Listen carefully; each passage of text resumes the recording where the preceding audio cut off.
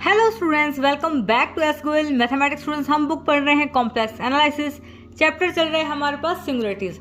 आज इसमें हम पढ़ेंगे non isolated singularity. Isolated singularity के आपके काफी लेक्चर हो चुके हैं। यदि आपने नहीं देखे हैं तो कॉम्प्लेक्स एनालिसिस नाम की प्लेलिस्ट में जाकर देख सकते हैं। सबसे पहले इसका स्टेटमेंट देखते हैं। If the point z equals to a is any singularity of f z, यानी कि हमारे पास यदि z इक्वल्स टू a कोई सिंगुलरिटी हुई फंक्शन एफ जेड की, and in the neighborhood of z equals to a other singularity exists in the small circle, then z equals to a is called the non-isolated singularity of fz। क्या मतलब है देखिए students इसका। तो ये मान लीजिए हमारे पास सर्कल है, इसमें हमारे पास मान लीजिए z इक्वल्स टू a, ये हमारे पास एक सिंगुलरिटी है।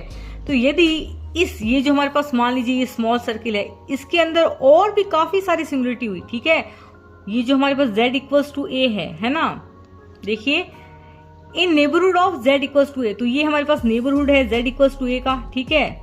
ये हमारे पास z इक्वल्स टू a का नेबरहुड है। इसमें हमारे पास और भी ये जो हमारे पास z equals to a singularity है, इसके अलावा भी काफी सारी सिंगुलरिटी यहाँ पर इस सर्कल में है, ठीक है। यानी कि इसमें हमारे पास क्या हो सकती है, इनफाइनाइट नंबर ऑफ पॉइंट्स हो सकती है, इनफाइनाइट नंबर ऑफ सिंगुलरिटीज हो सकती है यहाँ पर, ठीक है, इस स्मॉल सर्कल में, ठीक है। देन मतलब कितनी भी हो सकती है, मतलब ज्यादा हो सकती है, काफी हो सकती है सिंगुलरिटी। यानी कि z इक्वल्स टू a के अलावा भी यहाँ पर हमारे पास काफी सिंगुलरिटी मिल जाती है। यानी कि अदर सिंगुलरिटी, यानी कि काफी दूसरी सिंगुलरिटी भी एग्जिस्ट करती है इन स्मॉल सर्कल, यानी कि इस स्मॉल सर्कल में। Then z equals to a called the non isolated singularity, ठीक है। तो हमारे पास z इक्वल्स टू a क्या हो जाएगा, एक नॉन आइसोलेटेड सिंगुलरिटी हो जाएगा, ठीक है। तो फटाफट से एक एग्जाम्पल लेते हैं। स्टूडेंट्स एग्जाम्पल देखिए, एग्जाम्पल दिए गए हमारे पास F Z is equals to cot pi by Z. हमें इसमें कौन सी सिंगुलरिटी है, आइसोलेटेड सिंगुलरिटी है या नॉन आइसोलेटेड सिंगुलरिटी है, वो चेक करनी है, ठीक है। तो यहाँ पर देखिए स्टूडेंट्स, हम कॉट को किस प्रकार लिख सकते हैं, कॉट को हम लिख सकते हैं ना कॉस अपॉन साइन। इसी प्रकार ये हमारे पास कॉट पाई बाई जेड क्या हो जाएगा, cos pi by Z upon में साइन पाई बाई जेड, ठीक है।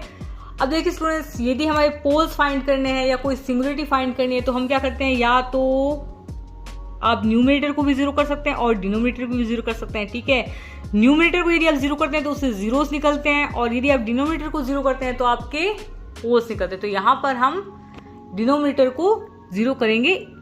तो देखिए स्टूडेंट्स, यहाँ पर हम डिनोमिनेटर को जीरो के इक्वल करेंगे। तो यहाँ पर हमारे पास साइन पाई बाई जेड हमारे पास क्या हो जाएगा, sine pi by Z equals to हमारे पास क्या हो जाएगा, जीरो।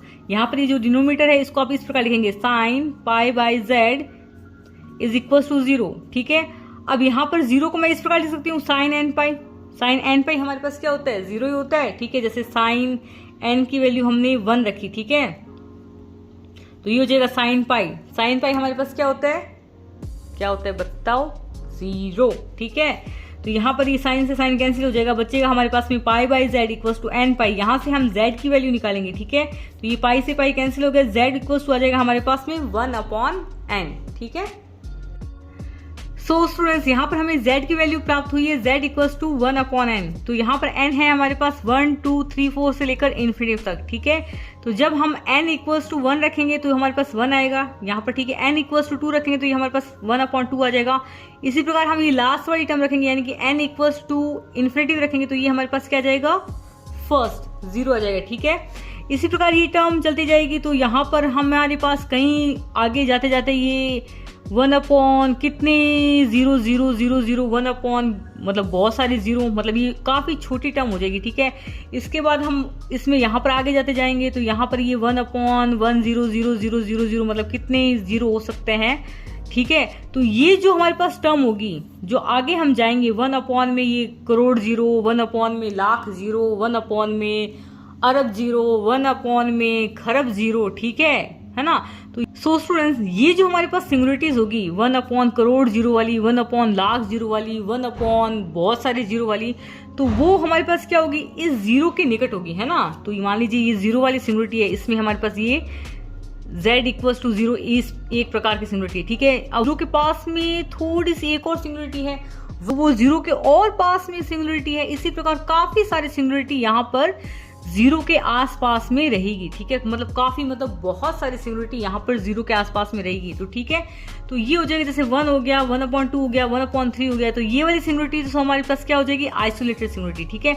एंड जो z equals to zero, only this z equals to zero हमारे पास क्या हो जाएगी, नॉन आइसोलेटेड सिंगुलरिटी, क्योंकि इस सिंगुलरिटी के आसपास में यानी कि z इक्वल्स टू 0 सिंगुलरिटी के आसपास में भी बहुत सारी सिंगुलरिटीज रहेगी, इनफाइनाइट भी बोल सकते हैं, ठीक है, मतलब काफी सारी सिंगुलरिटी रहेगी, तो हम इसे बोल सकते हैं कि z equals to 0 is non isolated singularities, ठीक है।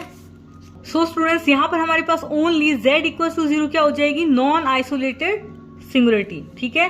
अब कुछ इस प्रकार लिखेंगे, all these are isolated singularity, यानी कि ये जो सभी सिंगुलरिटीज होगी यहाँ से लेकर जो भी सारी सिंगुलरिटीज होगी वो हमारे पास क्या होगी, आइसोलेटेड सिंगुलरिटी होगी, यानी कि काफी थोड़ी दूर दूर है। लेकिन जो जीरो है इसके आसपास हमारे पास काफी सिंगुलरिटीज होगी, यानी कि काफी मतलब जीरो के आसपास काफी सारी हो सकती है सिंगुलरिटीज, बहुत ज्यादा, ठीक है। देन ओनली जीरो हमारे पास क्या होगी, नॉन आइसोलेटेड सिंगुलरिटी। आप इसको इस प्रकार लिखेंगे, z equal to 0 is singularities but not an isolated singularity because there exist infinite number of singularities, यानी कि इस जीरो के z इक्वल टू 0 जो सिंगुलरिटी है उसके पास में हमारे पास इनफाइनाइट नंबर्स मतलब काफी ज्यादा मात्रा में सिंगुलरिटीज हैं, यानी कि इनफाइनाइट नंबर ऑफ सिंगुलरिटीज हैं in the neighbourhood of the point z equal to 0, ठीक है। यानी कि हमारे पास जो z इक्वल टू 0 सिंगुलरिटी है उसके नेबरहुड में हमारे पास इनफाइनाइट नंबर ऑफ सिंगुलरिटीज मिल जाती है। देन z इक्वल टू 0 हमारे पास क्या है, नॉन आइसोलेटेड सिंगुलरिटीज।